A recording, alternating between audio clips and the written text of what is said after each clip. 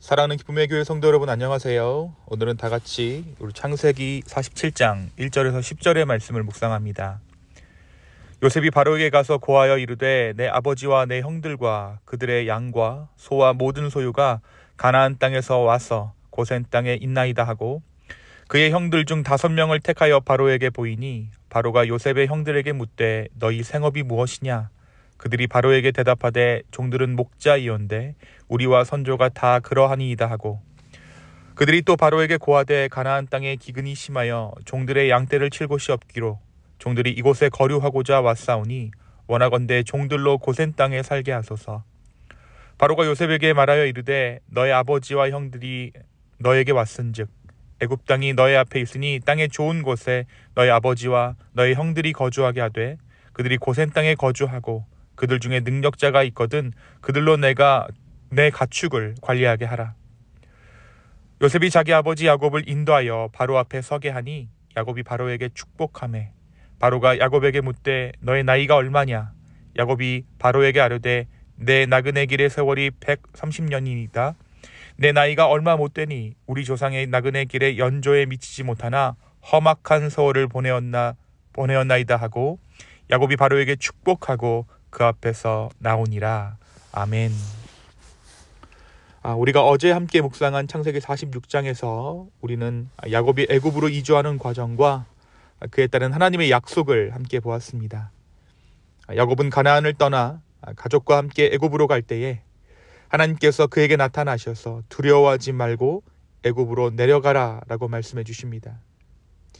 하나님께서는 야곱에게 그의 후손들이 애굽에서 큰 민족을 이룰 것이다 라고 약속하여 주시고, 야곱은 야곱의 가족 70명을 데리고 애굽으로 이주하게 됩니다. 오늘 말씀 창세기 47장은 애굽으로 이주한 야곱의 일가가 바로 앞에 서게 되었음을 기록하고 있습니다. 요셉은 바로에게 아버지와 형제들이 애굽의 고센 땅에 도착했다라고 소식을 전하죠. 그리고 그들을 바로에게로 인도합니다. 바로는 요셉의 형들에게 생업을 묻죠. 그러자 그들은 우리는 목자들입니다 라고 대답합니다. 그리고 가나안에 기근이 들어 양떼를 칠 수 없어 이곳으로 왔다라고 그들의 상황을 설명했습니다. 그러면서 그들은 고센 땅에 살게 해달라라고 그들이 원하는 땅을 요청합니다. 고센 땅은 애굽 땅 중에서도 목축하기에 가장 좋은 것으로 평가받고 있었기 때문에 양떼를 돌보는데 매우 적합한 장소였던 것입니다. 이에 바로는 요셉에게 명령하여 그들의 요청을 받아들여 이들이 고센 땅에서 거주하도록 허락합니다. 이후 바로는 요셉에게 이들을 고센 땅에 정착시키고 필요한 사람을 고용해서 농사를 지을 수 있도록 하라고 지시합니다. 이때 바로는 요셉에게 너희 형들이 고센 땅에 거주하게 하라라고 명령하면서 고센 땅이 이들의 생업에 적합한 곳이라는 점을 잘 알고 있는 것처럼 이야기합니다. 이어서 요셉은 아버지 야곱을 바로에게 인도합니다. 야곱은 바로 앞에 서서 자신이 130년을 살아온 인생을 회고합니다. 그리고 내 나그네의 길이 험악했다라고 고백하죠. 이 고백은 야곱이 그동안 겪었던 여러 고난과 시련을 의미하는 말이었습니다. 그럼에도 불구하고 야곱은 바로를 축복하면서 하나님께서 자신의 삶을 인도해 주셨다라고 고백합니다. 야곱은 바로에게 축복을 건넨 후 자신의 가족이 고센 땅에서 평화롭게 정착할 수 있음을 감사히 여기며 그곳에서 살게 됩니다. 그리고 요셉은 아버지와 그의 형들에게 양식을 공급하는 역할을 담당하게 되죠. 기근이 계속되자 요셉은 애굽 땅의 식량을 관리하면서 그의 가족과 애굽의 백성들에게 필요한 양식을 나누어 줍니다. 이로써 요셉은 자신의 가족을 애굽에 안전하게 정착시키고 그들의 생계를 돕는 중요한 역할을 하게 됩니다. 이것으로 야곱 일가의 애굽 이주가 마무리되어집니다. 하나님의 선하신 인도하심으로 그들은 애굽에서도 가장 풍요로운 땅 고센에 정착하게 된 것입니다. 사랑하는 성도 여러분, 오늘 말씀은 우리에게 무엇을 말해주고 있을까요? 오늘 말씀은 우리에게 하나님의 인도와 약속하심을 말해주고 있습니다. 하나님께서는 야곱에게 애굽으로 내려가라라고 명령하시면서 그곳에서 후손들이 번성할 것이다라고 확신을 주셨습니다. 이 말씀은 하나님께서 자신의 계획과 목적을 이루기 위해 때로는 우리가 예상치 못한 길로 우리를 인도하실 수 있다라는 것을 보여주고 있죠. 야곱의 이주가 단순한 지리적인 이동이 아니라 하나님께서 그의 백성을 구속하시고 미래의 계획을 성취하기 위한 과정임을 오늘 말씀이 보여주고 있는 것입니다. 그렇습니다. 하나님의 계획이 우리가 보기에 항상 명확하지는 않지만 결국 하나님의 뜻은 우리의 삶 가운데 이루어질 것입니다. 그 과정에서 우리는 하나님의 선하심에 하나님의 계획 이루심을 신뢰해야 할 것입니다. 야곱이 애굽으로 가는 것은 그가 이해할 수 없는 일이었지만 하나님께서는 그를 통해 하나님의 더 큰 계획을 이루시기 위해 그 길을 열어주셨습니다. 우리의 삶도 그렇죠.